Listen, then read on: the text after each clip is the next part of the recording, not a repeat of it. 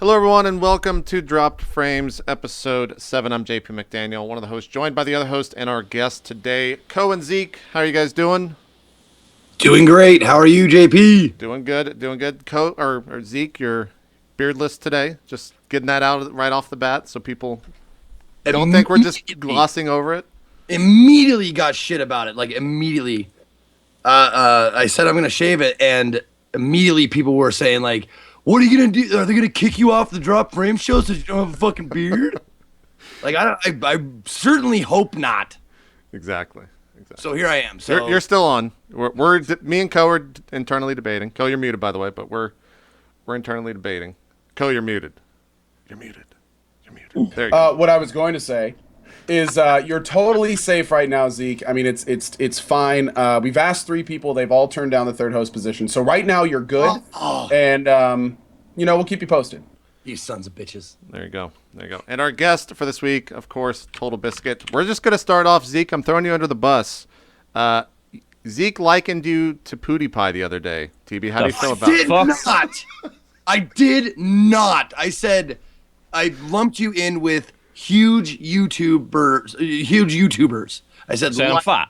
Blank. Like, no, it's not a fat joke either. You'd be right, but Oh, God. I'm sorry, Zeke. Huge YouTubers like TotalBiscuit or PewDiePie. PewDiePie's in a league of his own in terms of size. Like, there's no one that comes even close. It's just ridiculous. Right. But I was not comparing you to him. Like, you're not even close to be having the same kind of show either. I'm not even close to having the same amount of money either, but, never mind. It's true. Still doing all right. I feel left out. Like, mostly I feel out of place because all 3 of you are running green screens right now, so you've got the transparency background. We do that to every guest. Okay, right. Good to know. I don't have a green screen. I don't use a camera on my stream for the most part anyway, so right. I don't. I never got around to ever setting one up. Yeah, I think week 4, I believe, is when that broke because we had a good run. We started with Bacon. He got his green screen. Then we had Elohim. He had his green screen. Who was the guy that broke it? Was it Tally? Oh, yeah, it was Tally. It was right. But, at the end of the day, we just can't all be professional. No, it was Ella. It was Ella. Was it Ella that broke it? Oh, was it Ella first? I thought Ella had it. No, he doesn't have a green screen. That's right. He broke it. Fucking Ella. Anyways, TB, for those that don't know who you are for some reason, can you give us a quick rundown of exactly who you are and what you do on the internet? Primarily, I'm a PC games critic, and I do most of my work out of YouTube. I do Twitch every once in a while. Every week we stream the Co-optional Podcast, which is basically the biggest gaming talk show on Twitch. And we also put the VOD up on the YouTube channel, which is still where most people watch it. Like, we get like probably about 20,000 concurrents on the podcast on Twitch, but we still get more like 300, 400,000 viewers on the Twitch VOD. So, like, it's still... on the YouTube VOD. So it's a weird situation, honestly, because it's like it's content that works on both. Yeah. But YouTube is still like the big daddy when it comes to views. I mean, I think a lot of that comes from the fact that like the people on the show are YouTubers. So mostly, a lot of the YouTube audience isn't really, I don't know if trained is the right word, but they're not used to watching live content, right? They'll watch it on their own time, if that makes sense. Yeah. I mean, particularly with podcasts, especially like long-form content, you're going to want something that's digestible for everybody. It's the same reason why we still do the iTunes feed. We still do the audio feed because it's very important for people to be able to conveniently access a long piece of content when they need it. Usually that's for like a bus ride, or they want to listen in a car, or they want to listen at work. A lot of our audience is listening at work, which is great. We have this kind of older professional audience. I'm not sure why they're attracted to our show because we're terrible, but they seem to want to listen anyway. So Twitch is a useful thing for a YouTuber because often what people want to see on YouTube is prepared content, and Twitch you can do very kind of unprepared content, and it's faster as well. Like if a new game comes out and no one had code prior to release, and you want to get that content out now, Twitch is the way to do it. You want to make a YouTube video. You've got to record that. You've got to do post-production. You've got to do editing. You've got to encode it. You've got to upload it. Especially for my connection, that takes a long time. So, I run all my YouTube on a 24-hour delay, basically. I make my videos the day before, I upload overnight, and then they are uploaded the next day by a staffer. Whereas on Twitch, I just press the button and I'm going. So there are some times when there's a new game out and I'll just jump on. I'm like, yeah, people want to know about this game. Twitch is the best way to get that information out there, so let's go. There you go. That's a preview of what we're going to be talking about on the topic of the week towards the latter half of the show. Really interested to hear TB's thoughts, more so on YouTubers coming to Twitch and how all that works. So that'll be towards the later half of the show. Yeah. Before we get started with what we've been streaming, I do want to remind everyone we're going to be at PAX East on Sunday, which is March 8th at 4:30 p.m.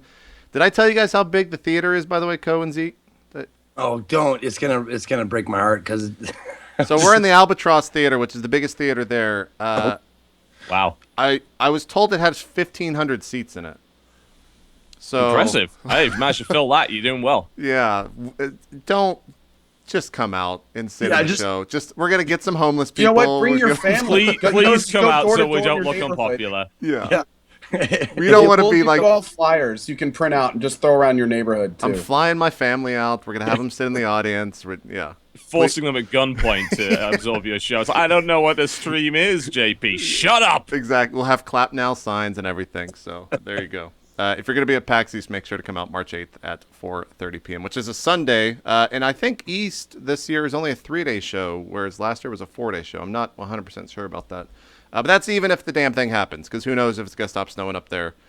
We might not even be able to get into Boston in 2 weeks. We'll have to find out then. 3 days sounds much more pleasant for PAX. A 4-day 4 days is just brutal.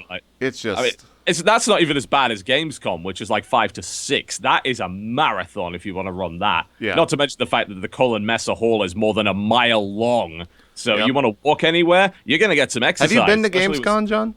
Yeah, man. I've run Gamescom. We did... It was actually a thing that really helped our channel out in a huge way. It got us a lot of recognition. We went there with just 2 people to do the entire show. It was me and my camera/PR guy, and we covered 55 games. Holy shit. And we put out like probably 60 plus videos of content. And it got a lot of attention. We literally just walked around any game we wanted to look at. It's like, can we just film this? Yeah. And a lot of the time, they're just like, yeah. Whereas at PAX, I know at the American shows, particularly E3, it's a lot more difficult to get footage. You've got to negotiate that stuff in advance. Gamescom, because it's so large, they don't have enough security to cover everything. So we just parked a camera in front of a game that's not out yet and just filmed it. Filmed it off the screen? Yeah, pretty much. Like we put some good stuff out. We got like some of the first footage of things like the Old Republic and things like Firefall. Wow. Okay, we were getting a lot of good content out of that. And we got a lot of recognition from it. So it's a really good show if you want to do coverage, but it's exhausting. Yeah, that's the one thing that's kept me from going. That and the fact that it's so long that I feel like you just get sick from the process of being there for so fucking long. Your immune system just can't keep up. Whereas like PAX, it's a small burst. So busy. You couldn't imagine that it's possible for a mile-long haul to be so busy that it's hard to get anywhere. It is absolutely possible. The Germans come out in a big way for that show. You will be struggling to get where you need to go. Yeah, it's one of the most packed, dense shows there are when it comes to It's only getting bigger as well, if you can actually believe that. Like, it's ridiculous. It's a crazy show. What city is that in? That's in Cologne. Cologne, yeah. It's kind of like the mecca now of European gaming. Definitely esports, yeah. Yeah. I really want to make it out there sometime. It sounds phenomenal. I've only heard good things. Yeah, it's an amazing show. It's a weird feeling because it's not as tight, sort of tight-arsed as E3, but it's not super consumer orientated like PAX is. It's sort of somewhere in the middle. Yep. We'll see if we make it out there one day. Let's talk about what we've been streaming. Zeke, I want to start with you because I want to talk about what you're going to be replacing because you've broken. Let's run down the list. A monitor. How many keyboards? Just one keyboard. One keyboard. Controllers, I guess that you didn't break. Mouse. Oh, you broke a mouse as well. So 3. Is that it in the past week? Yeah. Well, I broke a mouse, a keyboard, and I didn't break the monitor. Are you using it right now? Yes, I'm using the monitor right now. It's got like a 3-inch by 3-inch crack right on the bottom right-hand corner. Did you punch it? What did you do? The mouse bounced off the coffee table and hit the fucking LCD and it cracked it. I'm surprised the thing even still works. The salt is just real. out of curiosity. Do you have that moment frozen in your mind? Like what happened to cause that? The moment was frozen. Did you see the highlights? Is this a highlight? I gotta find it. I threw the mouse. It hit the table off the TV. It unplugged my camera, so it's frozen like mid throw. Like you if you take a picture of a pitcher, like a Major League Baseball pitcher, like mid throw, you can see me like this, and it's blurry. and it froze like that, and I couldn't get it to change. So Zeke, is it frozen because you let it go? Boo! Oh, the puns. I forgot that the puns came with TV. Underneath it, so I was like, I'm slowly realizing what I've done now. frozen in America. You can't get out of it now, you arsehole. You're stuck with me. Yeah. Oh, the keyboard's about to go. I can't find the if someone in the chat has the highlight of the monitor breaking, there's the keyboard smash. Nice. No. Well, the thing, like, people, like, I was reading posts here and there about it, and I thought about it for a second, and people were like, yeah, if you didn't act like such a child, or, whatever, like, throw a temper tantrum or something like that. And I thought about it, and I was like, this is my stance on it. And I tweeted it, and I said, passion makes you do ridiculous things sometimes. And I'm passionate about games. Passion, that's what you call it, yeah. Not salt, passion. Well, that's what I'm saying. But I mean, if I wasn't invested in the game, I wouldn't care that much, And I also get like tons of shit for it being like an act or something like that. But you can ask anybody who's known me. I ever since I picked up my first fucking Street Fighter game, this is not an act. I am just that big of a fucking temper tantrum. Well, Guys, that's come on. what Dangerous Dungeon He's not does that to you. good. I saw Jesse Cox, Jesse gets really salty at that game. He's a super salty guy on stream with Heroes, but I've never seen the level of salt that he put out with Danker's Dungeon. It was ridiculous. Like, he was so angry. That game's a weird one. Like, I actually find that game strangely zen. I don't know why it is. Like, I think you just gotta let it go. You gotta understand that the dice will fall where they may, and you just do your best to influence the dice to the best of your ability. And if someone dies, it was just their time. You just gotta accept it. I learned that lesson when Coh and I were playing Brothers on the D&D stream. There you go. Just gotta let the dice fall. Yeah. Let it fall where they may. That's true. So you're enjoying. You're enjoying Darkest Dungeon. You're still enjoying the game, correct, Zeke? Oh, absolutely. I love it. Right. I'm glad that because I haven't gotten to the final 3 boss areas yet. That's like next on the list after I switch. I'm gonna switch games for a little bit. I'll come back and finish it. But like I heard, like the patch made them like a lot harder and stuff. Because once I figured out like who my A team was and how they worked best together, like going through the mid-tier bosses was just a breeze. So I'm glad if they like pumped up the difficulty or the RNG or whatever on the next 3 bosses. Yeah, you say that now. Man, if it makes for a good I show, admit to some salt the time my highest level guy got stuck in the cauldron, and then I had to leave him there. It's like, oh no, they don't let him out. Of course they don't let him out. See, I had such a Should've pleasant seen that experience coming. because I had Hellions in my party, and I just like You bastard. I 3-shot the Swine God, like crit him 3 times for 58, and then the bleed damage did like 30 damage after that a tick. Like it was a great game. It was super easy, and it wasn't really. I want to fuck The crap out of that. you, son of a bitch. I want to kill anybody who says that. Don't you hate it when people come in? Oh yeah. This fucking easy. Why are you having so much problems? Because dice, you bastard. It's the same reason I died in the tutorial, because I got double crit. I couldn't do anything about that. Yeah. I just happened. I remember when the game first came out, everyone was like, "Yeah, TB died in the tutorial. What happened?" Yeah, I got double crit and just died immediately. I couldn't do anything. So it felt after that video got released, it felt like there was a small raid in my channel. Like instantly, people were like, "Did you guys see the video that TB just died in the tutorial? This game is brutal." Like it literally like for probably 15 lines in the course of a minute and a half. It was ridiculous. I like your webcam freeze as well. This is beautiful. You took it through the different scenes, Zeke. It was a very well done broadcast when you smashed your monitor. Well, I was like unplugging my camera and plugging it back in, but the scene freeze wouldn't stop until I took the broadcast completely down. So I was like trying to mess around with it, and then I went through the forest, and and then the ocean, like Japan, like I have like all these backdrops. You can see like me freezing like through. NBC Universal's got to claim our shit now. Thanks for the more you know, Zeke. Thanks for that. Oh, sorry about that.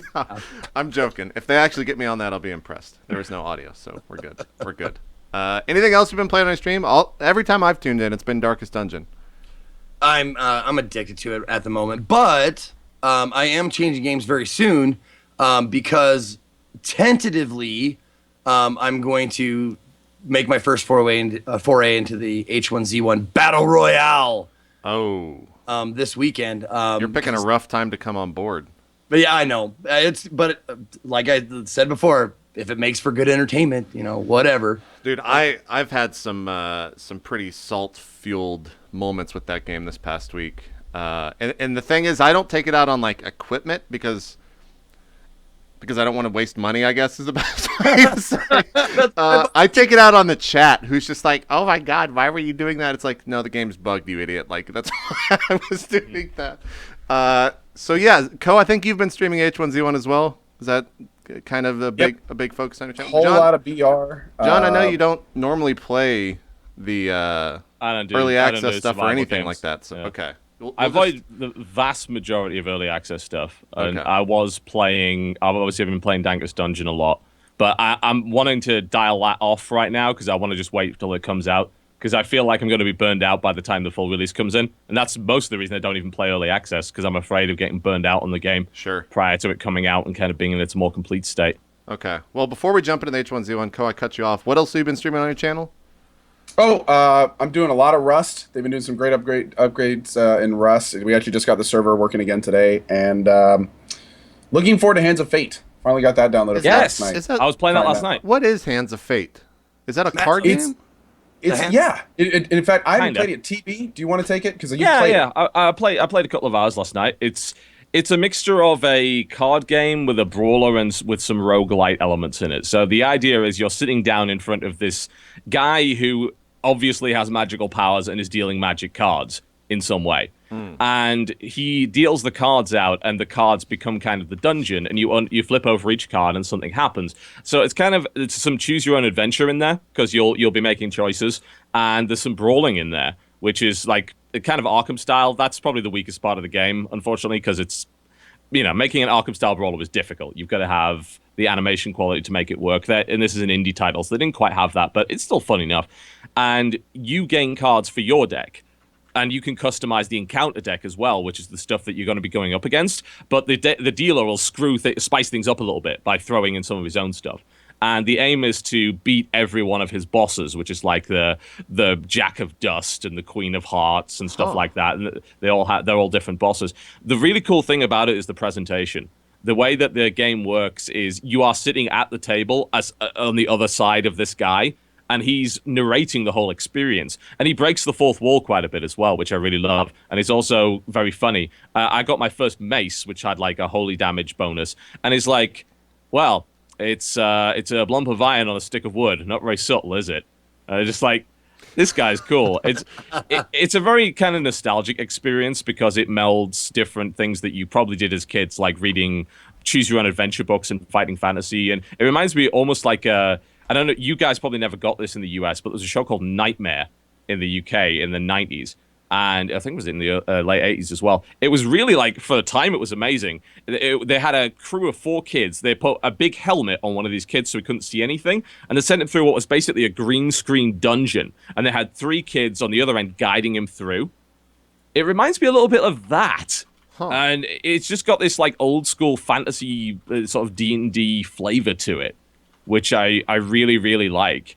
And there was a kids show on Nickelodeon. Are you free? Where it was like a video. It was like a video game show, but it was a green screen, same kind of thing. And you would you'd watch, and you'd have to you'd have to jump over monsters. That probably was Nightmare. Apparently, Nightmare was syndicated to Nick, according to the chat. So it's possible that you guys did get Nightmare. Nick Arcade, there it is. Nick Arcade. Okay, cool. There you go. Yep. Yeah, there were a few shows like that. But yeah, it gives me that sort of nostalgia. And the game's just really nicely put together in terms of its presentation. Like, it's a game that's like more than the sum of its parts, And the deck customization's pretty good. So every time you beat a set of encounters, you'll unlock new cards for your deck. But he also unlocks crazier things he can do to you. So there's an escalation constantly of his deck is evolving, but so is yours. And you're trying to tailor your deck to deal with his. And you can also mess with his deck a bit. So, like, you can choose which encounters you want. You can actually set up kind of weird combos in certain situations. I'm still like, I'm only a few hours in, so I think there's a lot more to see, but it's unique enough to be worth a shot. I think it's a good streaming game. There's enough randomness in it for it to be a salt generator, and also to have a good amount of chat Yeah, I interaction. might check this out, man. This looks rad as shit. I downloaded it last night, man. It was really fun. The presentation is phenomenal. It's really awesome. I've been looking. Let me ask you this. The one thing that I find happens a lot when games try to inject humor is it falls like epically short of actually being funny or witty. Does this actually accomplish that? Because that's something it's very that's droll, I think, which it gets away with it because the only voice in the game is this narrator. So, and the thing is, he's very consistent. So you start to learn kind of about his sense of humor, and he's in a weird position as well because he's obviously trying to kill you, but he's simultaneously kind of a bro about it. Like he's very friendly considering that he's trying to murder you horribly with a deck of magical cards and undead minions. So, and he's all on about this. It's the game of fate, you know, and we're going to decide all of this and let the dice fall where they may. You know, I think it's the consistency of writing that lets it work. Like, you're right. There are a lot of games that try and inject humor where it doesn't belong. This game is just very dry about its humor all the time, and the occasional fourth wall breaking works because the whole situation is so fucking absurd to begin with. Because why am I playing this card game with this guy? Because video games. Now, they don't give you like a setup like you were sucked in magically through your television, and you know they don't even bother to do that. Okay. Like, that's the best thing about it. They don't even bother to try to come up with some ridiculous contrivance. They just say it's a video game with cards in it. Good. I'd rather there wasn't a shitty excuse. Yeah. Trying to see if this is. I've never even seen this game on Twitch. Hand of Fate. So we might be able to. It was early access before like 2 days ago. So most people weren't actually, it. there was an even earlier time a couple weeks ago. I mean, a guy in my streaming group, Tainted Gaming, was playing Hand of Fate. God, I think 5 or 6 days ago. Like it was out earlier, and I think that's kind of when it made its rounds initially. There's a lot of channels streaming it, but they're mostly like in the teens for viewership. So yeah, I think that's going to see a big spike this weekend. I imagine someone will jump on it. Like you'll probably get Lyric doing it. You know, he usually jumps on things like that. Probably or maybe on Sunday, yeah. That'll probably happen, and that'll probably spike interest in a bit. And it needs a bit of spike in interest. It's a good game. You know, it's really unique in the way that it's presented. Maybe it's just because of my age that I really appreciate it because it really does remind me of how RPGs and fantasy was approached in the 90s. So maybe it's something to do with that, but I like it a lot. I mean, I like deck building anyway, so I will fuck around with cards until the end of time, and that game lets you do that. How many of you guys immediately recalled Mystery Science Theater? I don't know if you guys ever watched that. Oh, yeah, I've watched a bit, yeah. That was childhood. First thing. When it was like a Hand of Fate, I was like, Manos? The Hand of Fate? Manos! I forgot about that. That's true. Oh my! That's exactly what I thought. I was like, didn't they bring that back or try to bring that back in the past like year or two? Or they did the cinematic Titanic, and they did was that like an in movie only type deal or was that online? I don't even remember. They do a live show too. Maybe it's the live show that I've heard about. Yeah. I mean, they're mostly focusing on riff tracks right now. We went to see riff tracks. We went to the cinema to go watch them do Starship Troopers, and it was packed out. People love that shit. Yeah, it was great. Was that like one of the fuck? What is that? It's not like a booking agency, but it's like when you go see a movie before the actual previews start, they talk about the live events coming up that month or whatever. It's one of those. I think they started Fathom doing events. that. I think is what it is. Something like that. Yeah, I really love how a lot of cinemas are diversifying into that. Like in the UK, they started to do theater stuff, and people would actually go out and see it because it was well shot, multi-camera presentation. It's like people who can't afford to go to the theater or out in the right place can go and watch a play, and it's like why not use the screen for that if you have the opportunity? Yeah, it's great. They did one actually for the League of Legends World Finals here in Dallas. They had 4 different places. They did one here in Dallas. I couldn't even get in. That's how packed it was. And I tried They like 2 weeks just prior. set up an esports arena in a cinema in the UK. Really? Like, I think it was, it's G something. It was a G Play or Gfinity or something. But whatever, they just set up the arena, and it's a 600-seater, apparently, or something like that, or maybe 1,500. They just stream like the LCS and stuff like that? Yeah. They use it for streaming events, and they're apparently going to do some live stuff there as well. So it's really cool to see that. And they just set it up in a theater. They're just like, they repurposed one of the screens to be an esports arena. Interesting. I hope we've seen like bar stuff come over here to the US, but we haven't seen Gfinity. Yeah, Gfinity arena. We'll go check that out if you guys live in London. I want to see more of that. That would be absolutely wonderful. It's obvious. There's obviously the audience for it. If you I guess you've got to put it in the right cities. I mean, you can't put it in like bumfuck nowhere. Can't go in like the middle of Kansas. Well, Kansas would actually maybe work, but maybe. Hey, it's a FiOS capital. Yeah, that's why I changed my tune immediately after. It's like maybe that was not the best of choices, but yeah, it's cool that they're doing that though. That was my thoughts. That's like I was thinking of AGDQ. Like I would love something like that, like a theater for me to go and sit and watch people speed run stuff. I think that would be awesome. I would buy a ticket for that immediately. Certainly. Yeah. Be cool. All right, Co, let's talk about H1Z1 because I have some shit to say about that terrible fucking game that I've played nonstop. That game is like oddly addicting in the worst way possible. Well, Battle Royale is oddly addicting, is what I should say. It's a ton of fun, man. I mean, to be perfectly honest, it's an early access game, and I spent 200 hours on the vanilla servers. They were nice enough to give us a whitelisted server. Played the hell out of that, tons of fun. But it just got to the point where we had done everything 10 times over, and it was kind of going out. And then I was like, let's try BR. I'll just give it a try. Probably play a few rounds, and be done with it until the next. Oh my God! 60 hours later. Yeah. And I've now been playing it for like a week. It is so much fun. There's nothing else like it. You know how we're talking about like with Evolve, how it's like that same round-based thing over and over and over. There's nothing like that for Battle Royale. There is Battle Royale, and that's there's a game that's being made that's quite like it. What was it called? Like one is that? Down to One, I think is the name of it. I haven't heard of that one. It's a game? I haven't heard of that. They're literally making a game that is solely about 42 players start, only one survives. Like, it's in early access right now. It's designed to be Battle Royale, the video game. Interesting. Oh yeah, very cool. Very cool. Well, that'll be another good genre. It was Down to One. Yeah, it's called Down to One. It's currently on it. It's pretty early access right now, but people are seemingly kind of positive about it. I mean, it's a great genre. I'm very surprised people haven't tackled it before and just made an entire game based on what is essentially Battle Royale and the Hunger Games. Exactly. I want a Battle Royale that's down to you. That chick flick. I want that. There you go. Get the cast from the movie in the game and kill them all off except one. That's all you do. I can't imagine why you're not a game designer. You just got the ideas. He's got the ideas, exactly. Just popping them out. Yeah, but to go back to it though, man. I mean, it has been a ton of fun. The biggest complaint I have, bar none, right now, is getting into it. Really? And that's a good. That's complaint your biggest complaint, really? Yes. Oh my God! I can overlook it's early access. They're doing a good job with the hacking. There's still a lot of hacking there, and I think I've died a lot more to hacking than I think. Like today, I was 11th. Everything was going great. I was creeping up in my car, and all of a sudden it just exploded at 89% condition. I thought it was just a bug or something, but apparently everyone in my chat thought it was a hack of some kind, and someone sent me even a YouTube video. And of course, I've gotten ESP'd a bunch where people warp to me and try to shoot me or stab.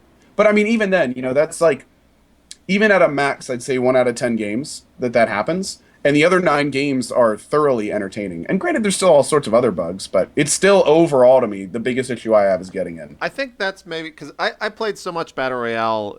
How much Arma 3 Battle Royale have you played, Co? Any at all? Barely any. I played it a little bit before PlayerUnknown was nice enough to give me the spectator access, and I had trouble finding the games before that. But I played it a few times. I liked what I did, but I didn't really ever play it enough to really get my head around it. You know what I mean? I think that's maybe why I get so upset at this game, because I feel like, and I'm glad. My feelings actually changed last night when Jimmy, one of the devs, was saying that there's a thing in the game called aim punch. And what that is when you get hit, your mouse, your mouse will kind of randomly jut off into a random direction. And when this first started happening to me, or when I realized it was happening to me, like on Monday maybe, I thought it was them trying to make the game more like simulation based, or more like real. I know exactly what you're talking about, and that's what I assumed they were doing. Yeah, and so when that was the case, and it was shitty because I know the devs' names, and I was just calling them out, saying they don't know what the fuck they're doing, because it's terrible, and it creates these situations where you get in fights with other people, and it literally comes down to, and right now the game is this, whoever fires first will win the fights 90% of the time, because the first shot will automatically throw your aim off, and you can't actually... Like, most people now, when they get into a fight, they'll just start hip firing, And then the second that they see that like you're not getting hit, then they'll start aiming down the sights, and you're going to win pretty much all the time. Or if they're in a car, they'll come up in a car, sideswipe it. And one of the other things that's kind of an issue right now in the game is there's like an invisible barrier around a car. Like the model actually goes further than what it looks like in game. So you can barely see their head, and there's maybe like 10 pixels that you can hit, but they have like free range shot on you, so that's also annoying. But I think once they fix the aim punch, the game is going to be, and they said they were going to fix it relatively soon. They actually found the bug that was causing it. I think last night is what Jimmy was saying. But once they fix that, I'm hoping it's going to be a lot better. I remember they said something about the animation. Like when you got hit, the animation of your character going back was actually the physical movement of that was adjusting the aim going up and down. But at the same time, like I don't think that I would say that it's that big of a deal. I mean, there's been plenty of fights that I've been shot first and still won. So I don't know if it's if and also it does kind of make sense to me if you get shot, if you have a bullet enter your body from somewhere, it seems that it would, you know, jar well, realistically, you yeah, but I feel like the game is so arcadey in everything else that doesn't work with the game. Like it's going completely counter. So you think it needs to be more arcadey? Well, it needs to pick or figure out what it actually is, which I guess is what they're doing in early access. Like it's got to figure out if it's arcadey or if it's. Do they want to lean towards realism? Do they want to lean towards the more arcade style gameplay? Yeah, no, it's important that you have that level of consistency in pretty much any game because it's highly jarring. And I can certainly see why that would be a problem with the... I mean, God, it's a permadeath game. Yeah. The last thing you want is the feeling of being cheated when you get killed. That's horribly frustrating. That's a good way to drive people away from your game. Yeah. So, I don't know. That's been incredibly frustrating with me. I've seen not Strippin'. Summit was having some similar issues where the aim punch was just highly annoying. But no other game, for whatever reason, makes me as salty as H1Z1 does right now. And I've played and beaten every boss in Darkest Dungeon, so that's the comparison. Well, I'll take a lack of realism over, or excuse me, I'll take a more fun gameplay over a lack of realism. Vast majority of people will. Yeah, totally. Yeah. I will totally do that. I'd rather it not be as real if it's more fun. There's some other stuff too. When I guess it comes down, I don't know if it's latency based or what, but a lot of times it's like impossible to run over people for me. Like, I will just run straight through people, and they'll just keep walking. But then when it happens to me, I get run over no matter what. So I don't know if that's latency on my end to the server not actually showing where they're at properly, or if there's some desync or what. But apart from that, the game's like super addicting, and I'm going to keep playing it, unfortunately. So the salt will stay. The salt will definitely stay. And I wish ain't got time for that shit. I'm going to be honest. Yeah. Like those particular games... I can see why they're very compelling for stream watchers, absolutely. But it's a great streaming for game. actual fun, I would not in a million years. Like, I avoid permadeath in most situations. I avoid a lot of games that have it. I mean, I don't even think Darkest Dungeon counts as a permadeath game, really, because you never get kicked out of the game. You can always just recruit more people. But obviously, you've got some... I think it kind of strikes the line, because you've got a nice amount of investment in a character in Darkest Dungeon, where it matters if you lose them, but simultaneously it doesn't end your game. You know, you've still got the persistent element to it. You've still got your town. You can still get back up there, and there's actual like joy to be found with that. First-hand experience with that, having a third-level party wipe on a boss. Yeah. Take 5 hours to build another third-level party, because that was my only third-level people. Take another 5 hours to build up another third-level party to go take on the boss, and wipe again. You have to spend another fucking 5 hours. So yeah. On that note, though, I mean, there's been a lot of people that, as I've streamed Darkest Dungeon, have come in and gotten to the point where they don't have any key classes, they don't have enough money to de-stress their current people, and they can't hire anyone else into their party. Like, they get completely stuck to the point where I've they never have to seen that restart before. It's possible, but it's got to be very only near the difficult to reach that point. Yes, there is a hump that once you kind of get over it, you know, it's hard to really fall into that. But at the beginning of the game especially, I've seen and heard of lots of people kind of getting into these areas they can't really pull out of ever. But then again, you know, I will say, TB, I'm very surprised that permadeath would bother you when a game like Darkest Dungeon, when you can lose a character you've put hours of work into in 15 minutes, is like, that's totally okay. I guess it's just hard to care so much because you have so many characters anyway. It's difficult to get personally invested. I think in a rogue, I suppose the thing about roguelikes or roguelites in particular is that more often than not, the runs are quite short. So you can sort of get away with it. That's and true. the way that a lot of them compensated for dying is to have some sort of permanent progression. And that's the way that they've made it so that each run matters in some way. And Darkest Dungeon does the permanent progression thing really well, because it does it in the same way that Rogue Legacy does it, except it's a more fun game than Rogue Legacy, because that's a frustrating goddamn platformer that I hate. But I think that's probably why. I think it's probably got something to do with it. They've managed to nicely balance things out in such a way that you still feel like you've made some progress, even if you just lost a bunch of guys to do it. So it's more like expending resources to advance your progress. There was when I was fighting the final tier 3 boss. It might have been, I think it was the Swine God or something like that. I had 2 of my level 5 guys that were stressed out, and at that point I was actually just recruiting level 1s and then going into a mission after putting them into like the brothel or whatever, going to the mission and then leaving immediately, and then just having their stress drop, and then deleting those people from my party and getting new people and just constantly shuffling in until so you can kind of cheese it like that. Exploits. I had Interesting idea. Whipping boy party, which is what I call them. The what? The whipping boy party. Yeah, exactly. Exactly. You don't even fight with them. You just get out. And so I don't know if they, like, I guess that's fair. I don't know if they could even patch something like that. I don't know how. Maybe give you more of a penalty for using people in that way. They will. They'll figure it out. They'll figure it out. Yeah, they've been pretty good so far about like finding the OP-ness and fixing. Well, they that already as fast as screwed possible. with the stalling strategy. So Yeah, which they did. is nice. Yeah. Because that strategy is Yeah, I really boring, but enjoyed you know that. you've got to use it. Yeah, I used it. For my run. I definitely did. That bard combo, man. Yeah, It the was jester just constantly Yeah. de-stressing, which was Yeah. good. Which is good. Just stun, no matter what. Yep. Anything else you've been streaming, or I guess anyone? Any game out there that you spent? I spent 2 minutes with Besiege. If you know what that is, it's like I don't even know how to describe that. It's kind of like Banjo-Kazooie meets no story and just killing people. If that makes any sense. It's the murderous version of Kerbal Space Program. There you go. That's better. Not that Kerbal Space Program isn't murderous enough already, but this is far more murderous. Yeah. I mean, it literally is about just killing people in the most hilarious way possible. Yeah. It's an engineer's game. So the reason that I spent 2 minutes with it is because I had just died in H1Z1. I was very upset, very salty. Alt F4 loaded into Besiege and was just met by like kind of weird flunky controls that I don't think they have like figured out just yet.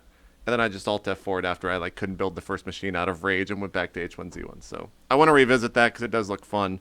But I think you got to spend some time like learning the mechanics of it and how to manipulate that game. So, and it's only like $6 too, which is the crazy thing, or maybe $7 on Steam right now. Also, GP, GP, what? I don't JP, I resent the fact that you are comparing it to Banjo-Kazooie, because that means that you are quoting nuts and bolts as a Banjo-Kazooie game, and I refuse to believe that it is. Oh my god, that was a good. What do you didn't like that game? It's not a Banjo-Kazooie game. Like, it's it's a not, drive a but it's stupid not. car game. It's not a Banjo-Kazooie game, but it doesn't mean it's a bad one.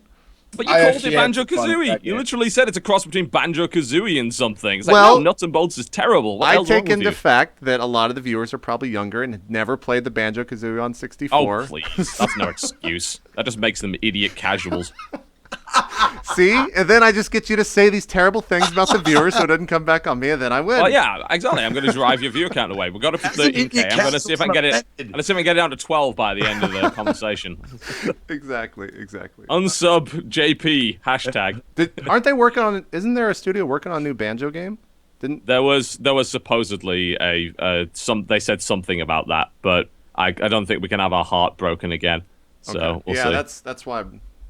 Maybe that's Ignore why it's it. on my mind. Assume it doesn't exist until it exists. Yeah, that's So- that's a good game. Speaking of new games, I don't know if you guys got an email, but I got an email about a game called Oblitus. No. No idea. What? Okay. How the hell do you spell that? Oblitus. Oh well, yeah. I got an email yeah, from it the. We challenge you to beat these 4 bosses.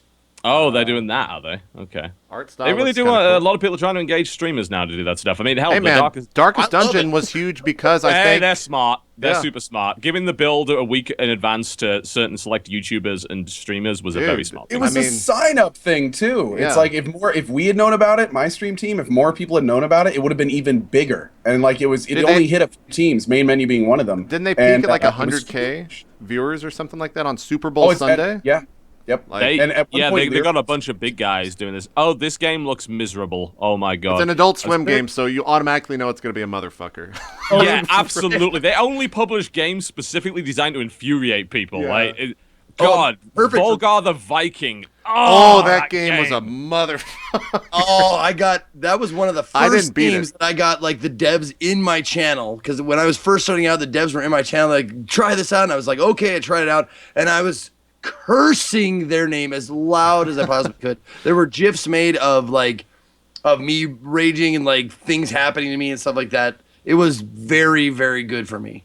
Yeah, they are. They're a cool publisher because I literally think that they just look for games to annoy people and publish Yeah, those. it's like super cool. they're publishing Sound Dodger. They published a Mega Coin Squad, which was pretty hard. I think didn't they publish Super Combo Man as well? They If I recall did, correctly. I think so, yeah. There was also, they did House of Dead Ninjas. God, Oh, yeah, that game was pretty. fucking game. I watched Manverse game play that game. Oh, horrible! Oh God, nightmare. Super House of Dead Ninjas is a nightmare of a game. What was that other one? The Unbelievable. one that was like EDM. It was like based on EDM music. It was electric something or other. It was I'll have to look at my Steam library or something. That one was good too. It was also. They're rage literally inducing. releasing something called Duck Game. Nice. Enter the futuristic year of 1984, an age where ducks run wild in a frantic battle for glory. Blast your friends with shotguns, net guns, mind control rays, saxophones. That's important. This is Duck Game. Don't blink. It's like it looks like kind of, I would say kind of Smash-esque arena game by the looks of it. But it's- Electric Superjoy was the name of that game.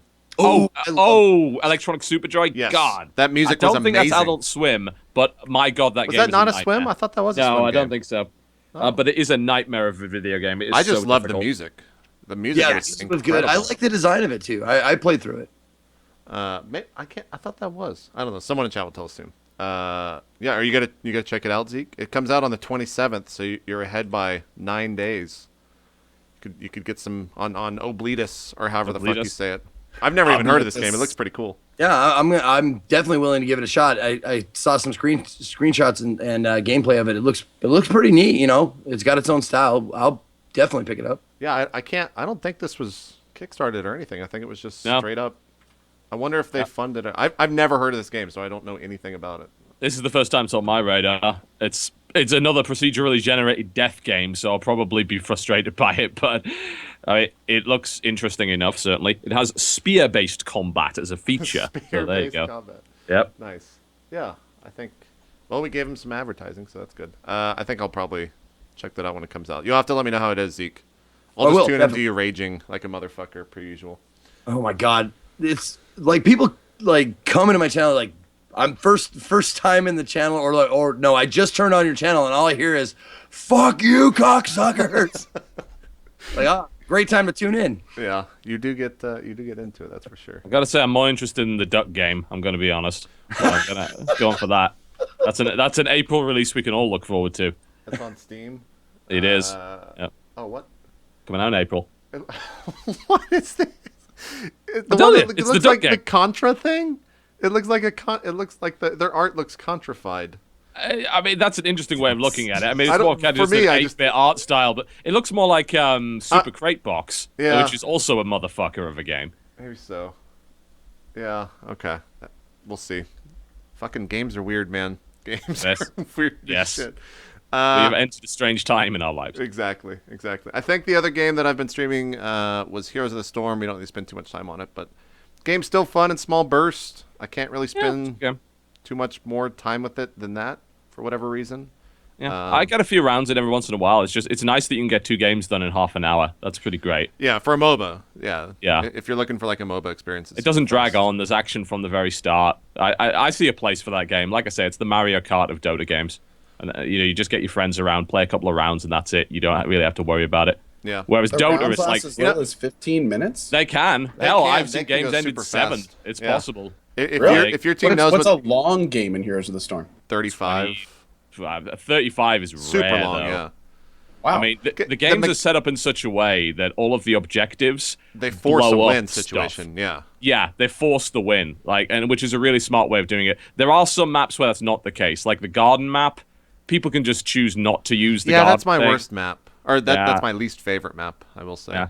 And sometimes you'll end up in a stalemate on the Dragon Knight map where you can't get both shrines to take the Dragon Knight and then break them with that. But the other maps are like if you jump on the new desert map, once you grab the temples, they just start blowing up towers.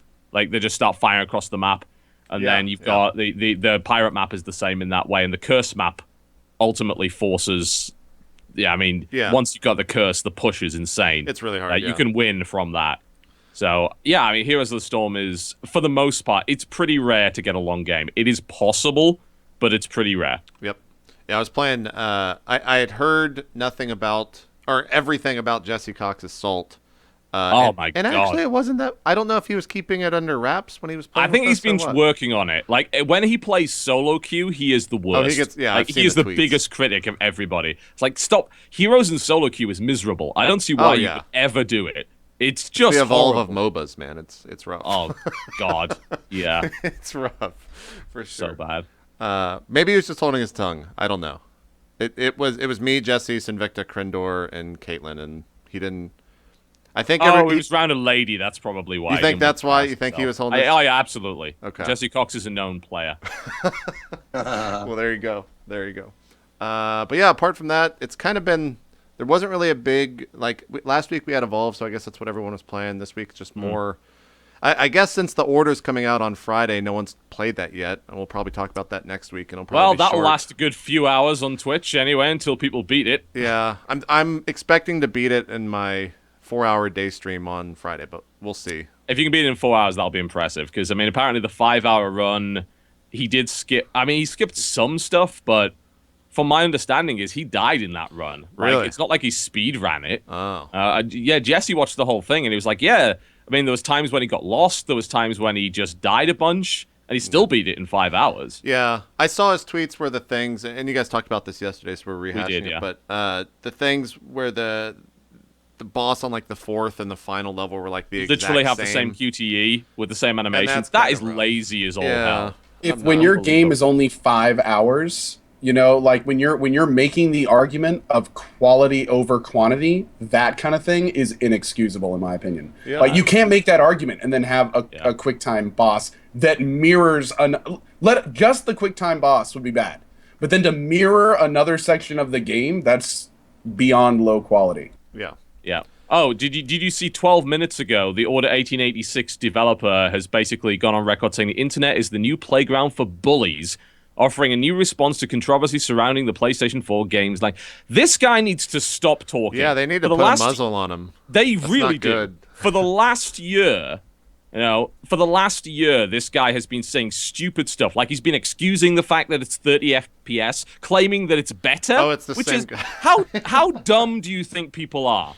Really? Like, that's insulting. You are literally lying to people. 60 FPS is objectively better than 30. There's no argument. The reason your game is running at 30 is because you made a PlayStation 4 exclusive and you wanted it to look shiny. Yeah. And the reason why you boxed things in like you did is because you wanted to render 25% less pixels, not because you wanted it to be cinematic. It doesn't mean anything. And he's going on about this. Like, he says, why do we feel like we have to always measure things first and foremost in terms of quantity? Oh, I don't know. Maybe because people have to work for a living, and $60 for a game is a lot of fucking money, and maybe you should goddamn respect that. They need to muzzle him.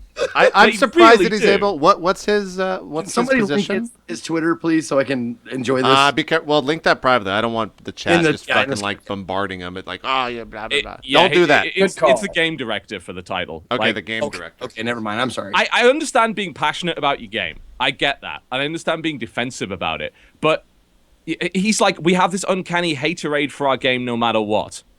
It's because you keep saying stupid shit. Yeah. Like, that's why. Like, you have shown contempt for consumers. Like, you are excusing what is apparently, even if this game was 8 to 10 hours long and you're still charging $60 for a game that has no replayability, no multiplayer, and is a single player experience that is cutscene heavy and full of QTEs.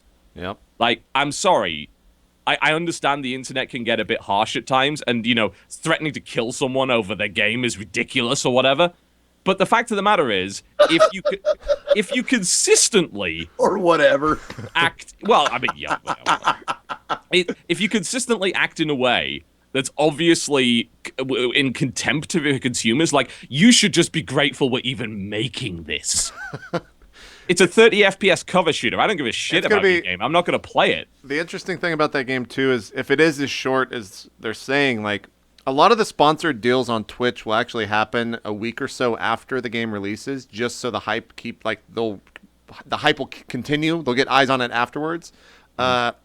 And I wonder if they're going to do anything like that. I would assume they have a giant marketing fund for a game that big, because it's probably it's a PlayStation 4 exclusive. Yeah. With what's effectively a first-party mercenary. It's got to be pretty huge.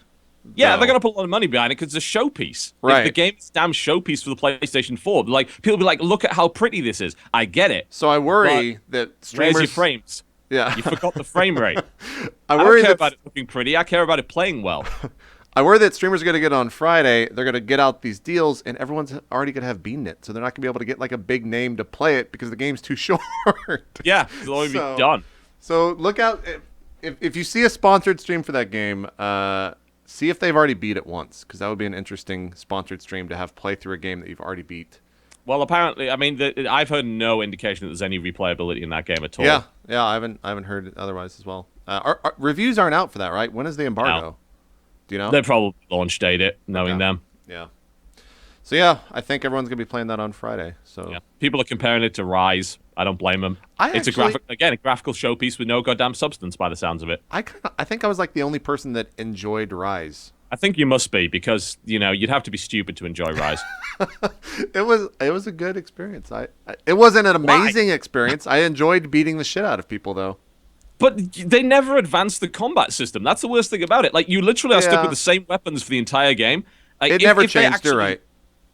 Wait a minute. I called JP stupid for weeks, and he defends himself. You say it once. Oh, please. I'm more intimidating than you. Well, it's not intimidation. There is the combat never changes throughout that game. No, it doesn't. It's terrible. I will concede that point. I love those kind of games. Like, give me a third-person spectacle fighter, I'll play it to death. But compare that to something like Bayonetta, and Bayonetta shits all over Ryse. Well, yeah. I mean, Bayonetta. Not even close. There's actually there's more than like 5 buttons in Bayonetta, is what it boils down to.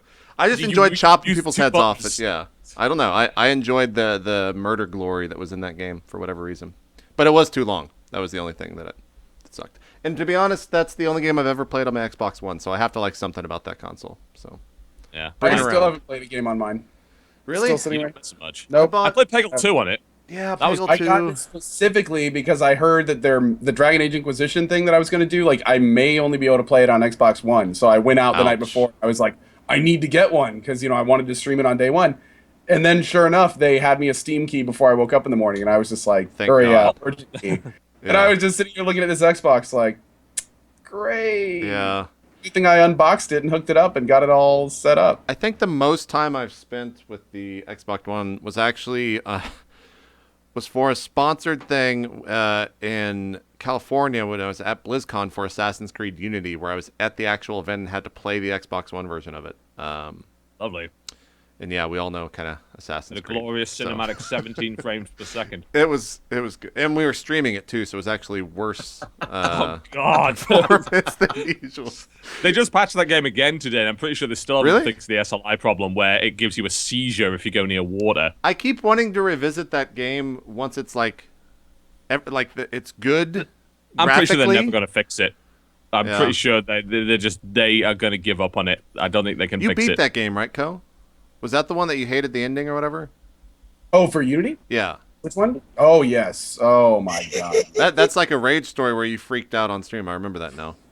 Well, that's what salty. I actually was furious. I haven't been that angry at the end of a game. Like, I've never completed a game and felt so much like the entire time I had been being led along for something that would be meaningful, and then the meaningful response was the entire thing was meaningless. Yeah. And I like, as someone, now again, I'm gonna say this. I'm putting the spoiler frames up. Spoiler warnings up. Go ahead. Okay. So the entire game, like I like the Assassin's Creed lore. I find it relatively interesting. The precursor, you know, the predecessors, all the interesting, you know, the Templars, the Assassins, all the stuff that, you know, every game connected to real life. You know, there was a whole Desmond theme. All that was cool. That was great.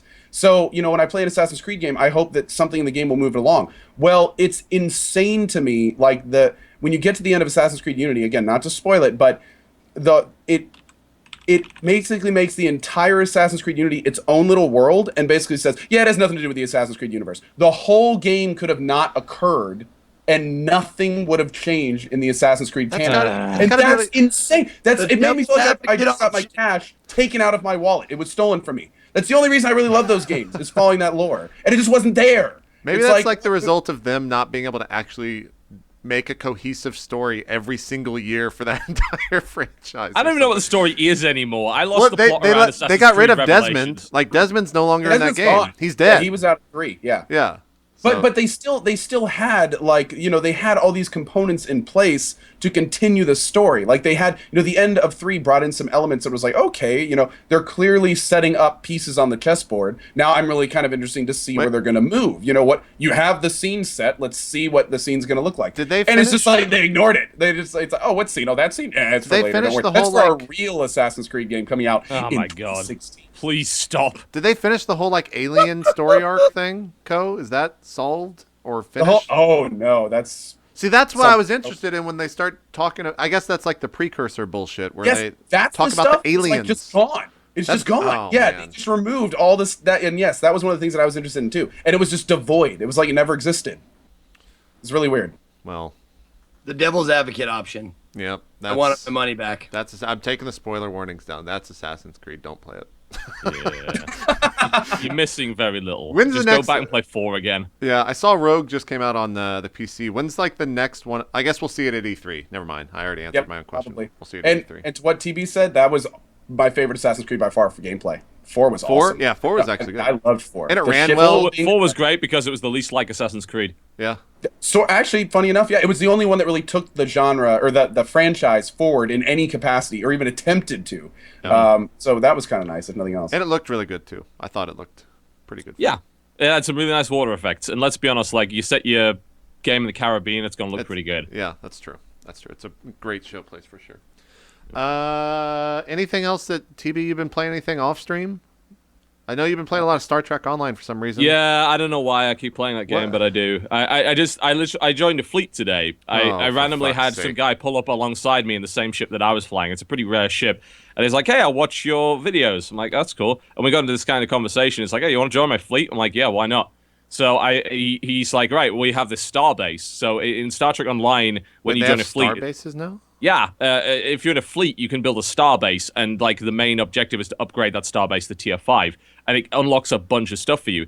And I went in there, and it's like, hey, yeah, we have this tier 3 starbase, so we went and visited it, we went around the place, had a bunch of cool stuff in it. It's like, yeah, you can buy fleet gear now. It's all really, really good and all ultra rare. It's like, oh, so how do I get the currency for this? Well, you donate to projects to help the starbase, to help build it up. So I'm like, okay, here's a bunch of resources. So they gave me a bunch of currency, and now I'm able to buy these ultra rare shields and guns and everything. And I'm just doing a bunch of fleet stuff now. Fifth currency from the ones you were talking about last? Yeah, This is yeah. new Actually, currency? there's 2 kinds of fleet currencies. There's 2 kinds. Jesus Christ. Fleet marks and fleet credits. Did you buy the lifetime sub to that game? No, I didn't. I kind of wish that I did, because if I had, I'd have more money than God in that game right now, because they gave you a bunch of stuff. Jeff Gerstmann did, Giant didn't Bomb he? did that, and now he's revisited a couple times, and he says he's just like rich. Yeah, he's rich. Yeah, they just gave him everything. Like lifetime subs for that game got a bunch of stuff. Yeah, but well, no, when you pay $300 $300 for a game, they better give you something for it, right? Well, I mean, especially on when it launch, goes free to that game play. was not good. Like, we all played that game on launch, and it's like, well, the space combat's pretty fun, but oh my god, the ground combat is the worst. And we eventually, I think I gave up at about level 20, and most people gave up before that. And then I came back like 4 or 5 years later, and the game's still going strong. It's like, it's usually like top 50 on Steam, because it's a free-to-play game, so people just play it anyway. And before, I mean, you really don't have to pay money in that game. It gets grindy if you do at the end game, but really, you can play that game for free and have a good time, and just fly around in a starship blowing shit up with phasers, which is really all people actually wanted to do anyway. Do you have like a ground team?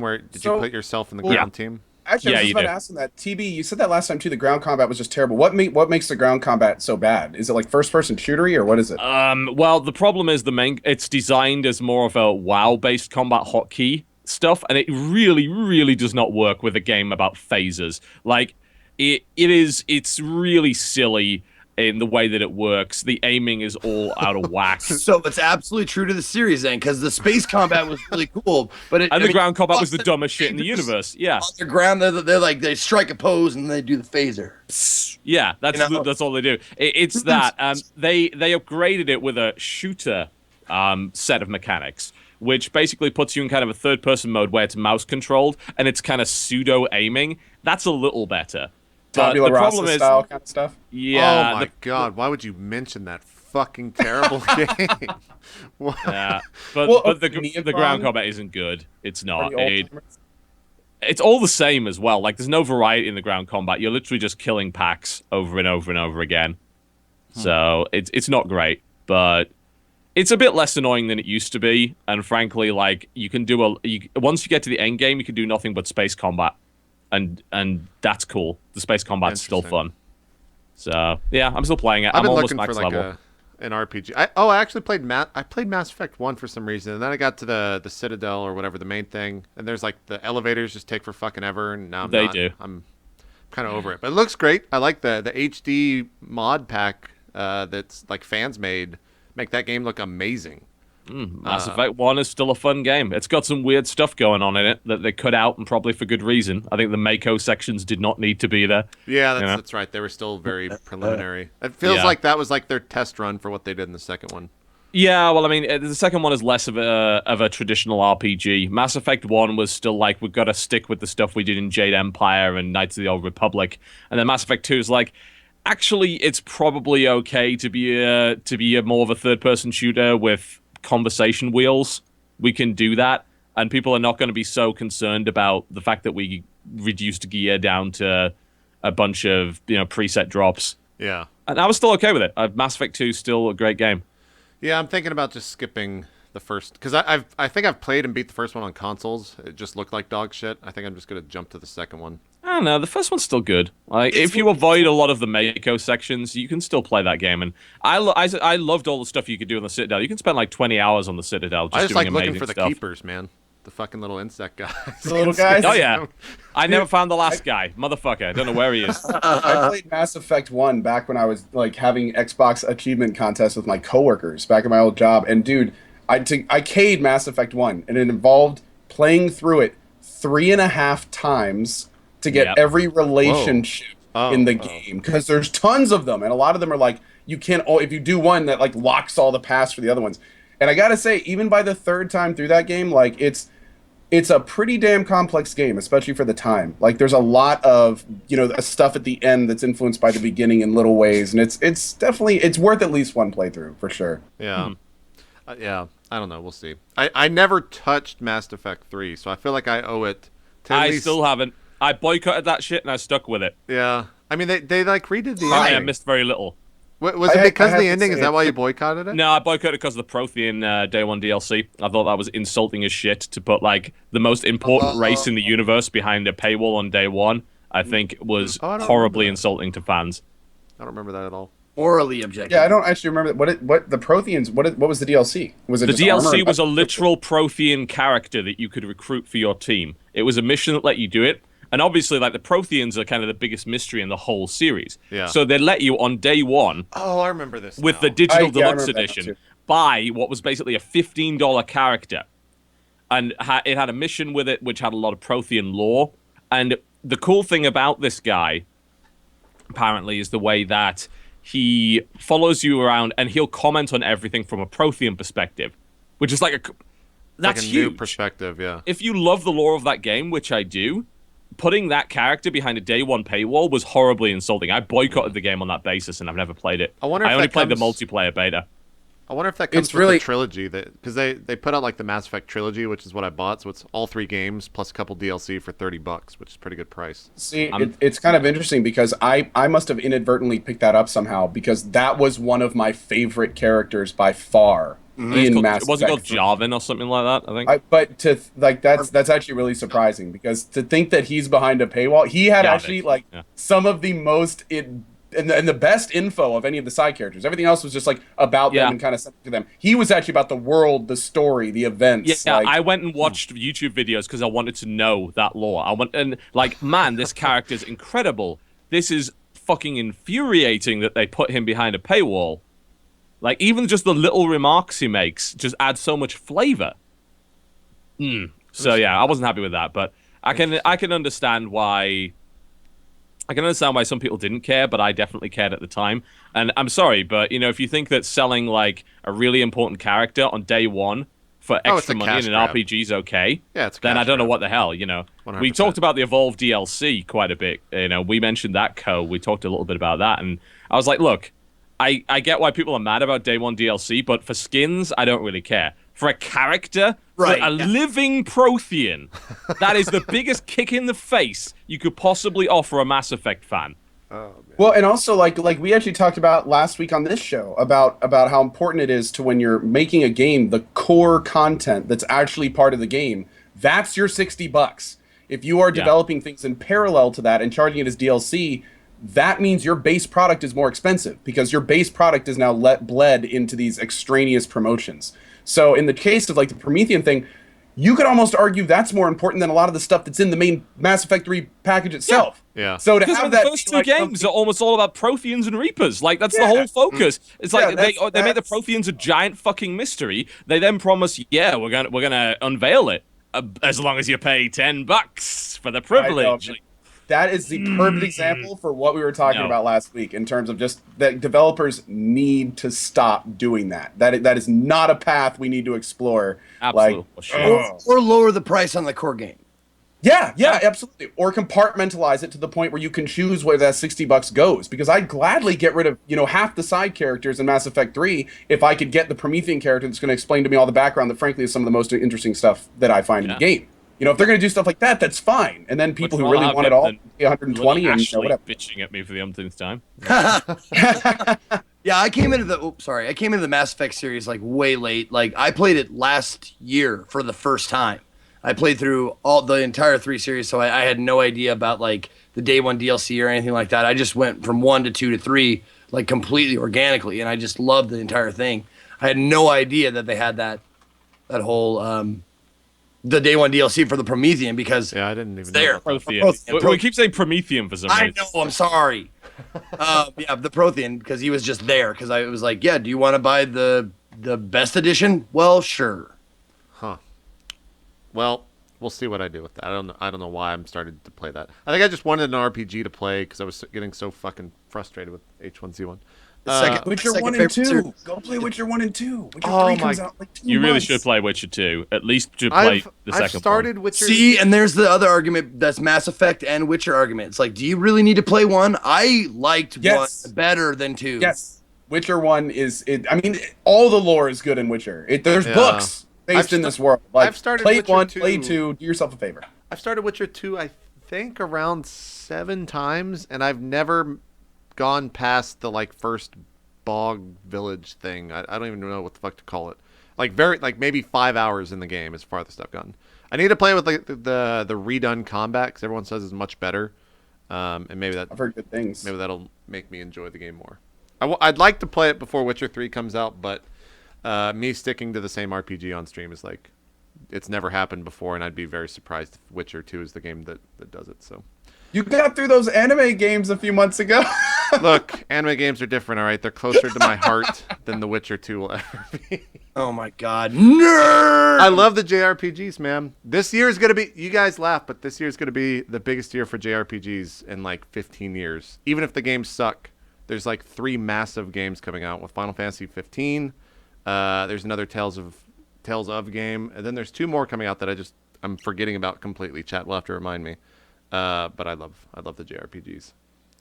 Let's talk about what we've been watching on Twitch, and we'll go to a quick break before we come back and talk about the topic of the week.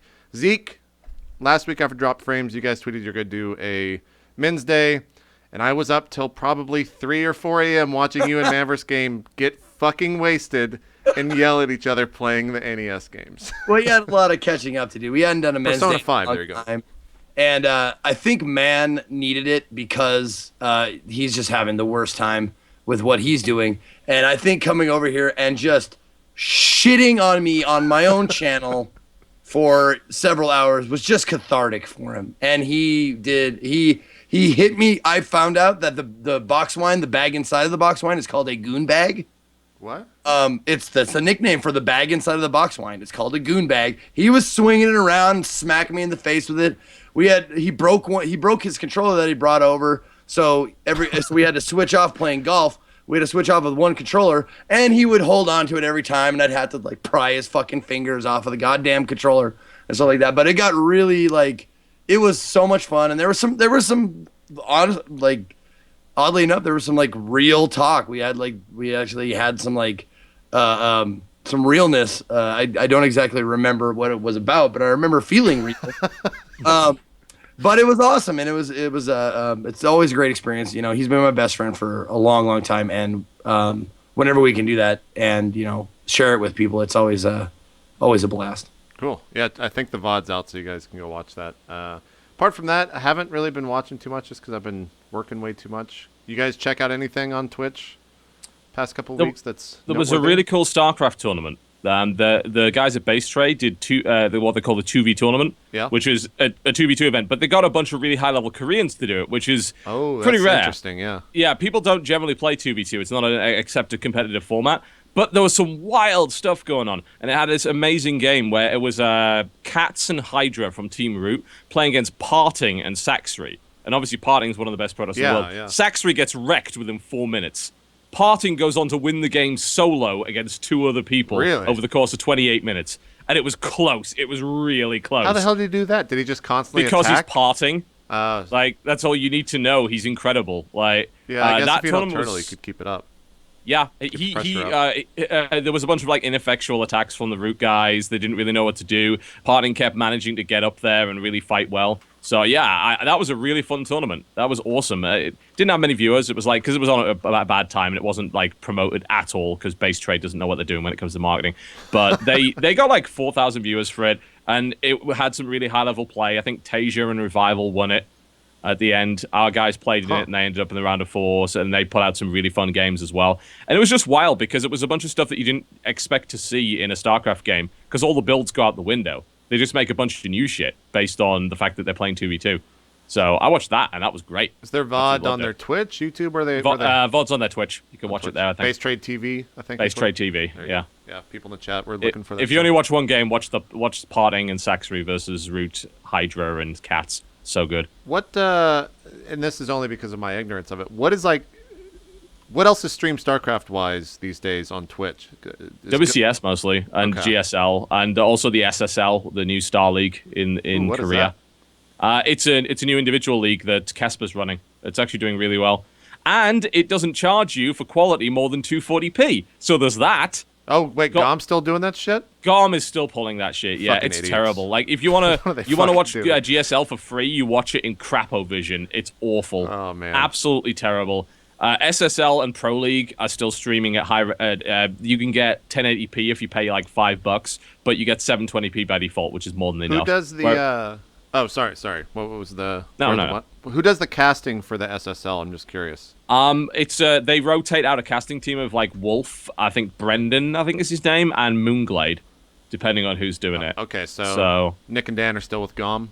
Yeah, they're still with GOM. Zeke and Co are just like, are they what? I don't know what they're talking about. Is this another Clueless. Yep. JP used to be into StarCraft, and then he betrayed us and went off to get all the roleplay money. Yeah, I betrayed you for all the D&D monies. Yeah. Yeah, all that D&D money.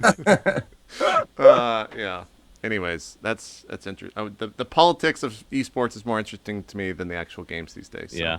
Yeah, but they're starting to run WCS again, but it's WCS World now, so it's a lot of foreigners kind of slapping each other, which is not as fun to watch as Koreans playing against each other. So it's not getting great views, but we'll see what it does like around the 16 onwards.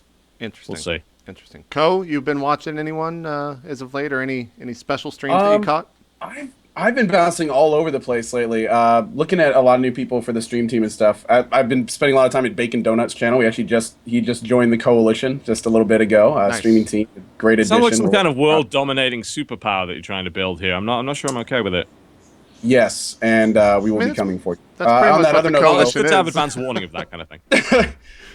but yeah, no. Other than that, I've been watching a lot of H1Z1 BRs, kind of just seeing what people are doing, seeing what other tactics other guys are using. Yeah.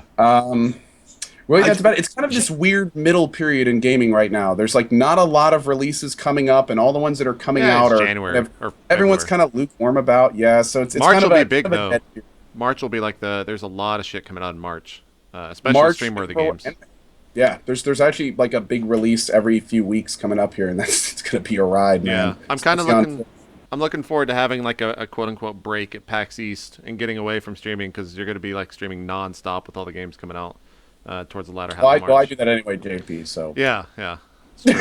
I take weekends off. I'm a sane person. Well, weekends off, whatever that means. insane. I think if you know. if you're doing a lot of PC gaming, there's so many cool things coming out on Well, on Steam at the minute. We've been really it's been really lucky, especially like Darkest Dungeon came out of nowhere. Really, there's a bunch of stuff each week. There's like that Hand of one Fate. game.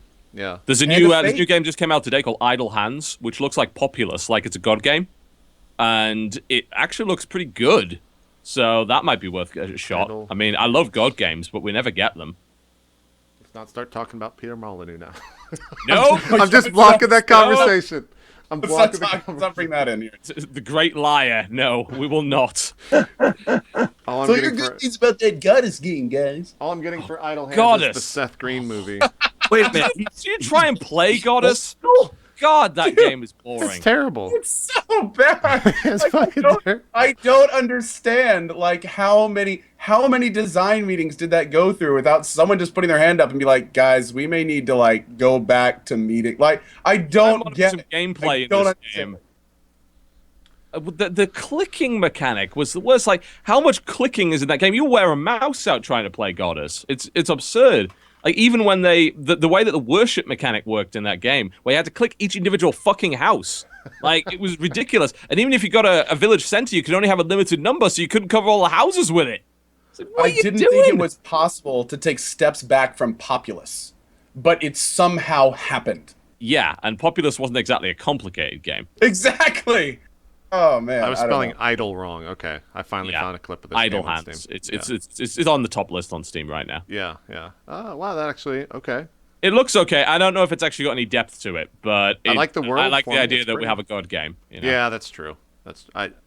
Makes me kind of want to load up Black. Is and this White almost again. like a black and white hybrid? Ish. Yeah. I mean, it's God game, so Yeah. maybe, pretty much. I like the terrain deformation. That looks pretty Yeah, interesting. yeah. It looks, it's got a sense of style to it. I It don't looks know. okay. We'll have to see. I've got to ask before we go to the break, have any of you tried to play Lucius 2? It's apparently no. so fucking broken that it's hilarious. Dodger's been talking a lot to me about it, and I can't. I know, you were talking about it yesterday that you played a little bit of Yep. it. I haven't played it yet. Oh, you I haven't played played it yet. just one, and I thought it was ridiculous. Like it's just so out there. But I was really looking forward to Lucius 2, and then my buddy Bikeman played it and said it was, just like Dodger said, you play it to make fun of it. It's like watching a bad movie right now. It's not, Yeah. It's not something you can take seriously at the current state. It's a Unfortunately, really cool idea, but it's so broken. Wait, what is the idea? I'm watching the. The idea is you are the son of Satan. You basically it's Omen the video game, Oh, okay. and you go around murdering people in crazy ways with telekinetic powers. I'm intrigued. But it's just like completely broken, right? Like nothing. It's fucked. It's buggy as all hell. Like, I think that for a streamer game, that's probably fodder. The first game was pretty buggy, and they kind of fixed it up a little bit. Lucius 2 is apparently one of the buggiest games of the year so far. Huh. Yeah, it's so buggy that they actually just show still pan shots That does of not the game. surprise me at all. Yeah. And like everything's Because slow like, if they showed the motion. game in motion, people would realize it's fucked. Yeah, there's actually no, like everything's just a slow pan here, and the AI character is just standing still because I'm sure if they started moving, it would just like break, according to what I've Some heard. say Satan. Yeah.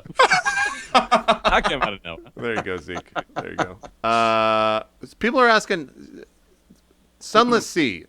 Has anyone actually jumped into that game? Yes. Yeah, Yes. I played like 10 hours of it. So everyone is saying, "Oh, you liked Darkest Dungeon, you should play Sunless Sea." Is that the case? No. Okay, I No, don't know. not even the all I same. wanted to know. Like it's the best way to describe it is there's a little bit of FTL in there, but only a little. It's a game primarily about exploration and taking risks to explore because you have limited fuel for your ship and limited supplies. And if you run out of them, well, the crew eats each other. Or you have to make a sacrifice to the god of salt. There is a literal god of salt in that game, which is Alright. perfect. I'm back you on can board. entreat the god of salt to give you fuel, but something horrible will happen to you. It's a game of miserable, crazy shit happening to you in this underground ocean world. But the really cool thing about it is that every island has its own little unique story. The writing in that game is superb. So very, very good.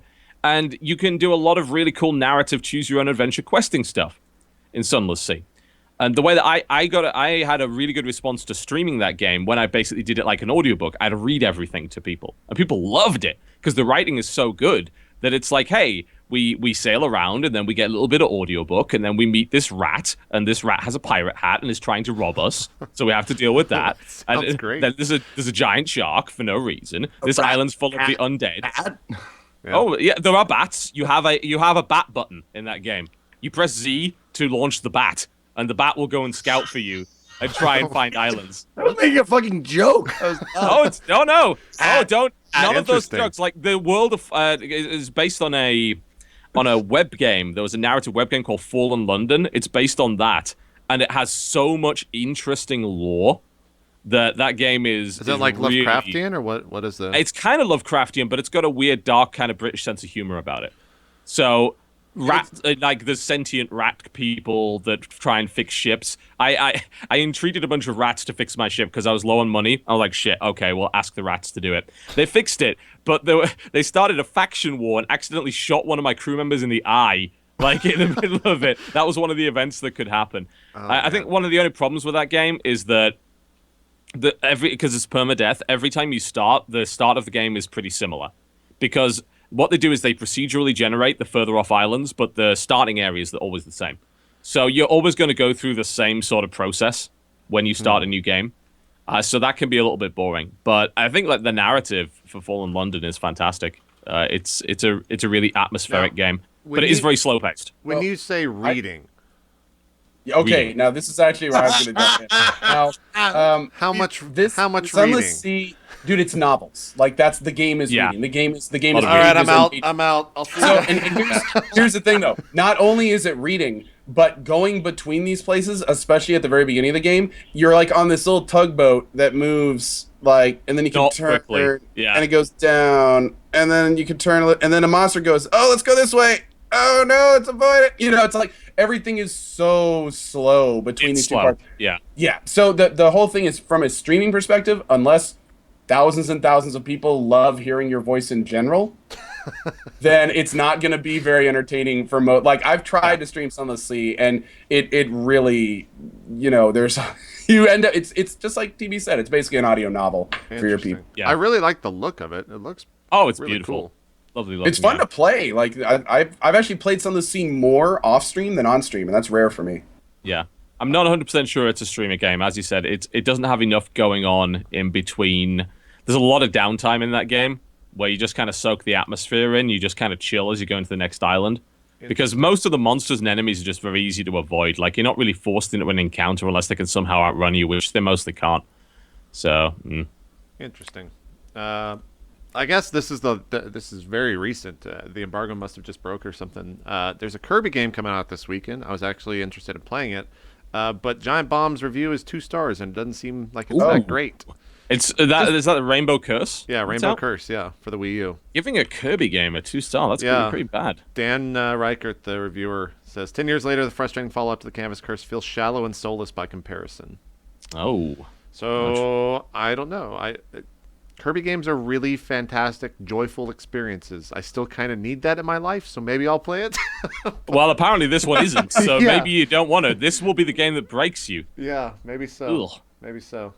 When is that? Is that a Friday release? No, that's a Sunday release. Okay, that's Sunday. I don't know. You Maybe wanna I'll take a still break? check it out. Yeah, we'll go and take a break, and we'll come back and jump into the topic of the week, which is YouTubers and Twitch, or on Twitch, rather. So we'll take this quick 3 to 5 minute break. We'll be right back, guys. More Drop Frames coming up right after this. We'll see you guys then.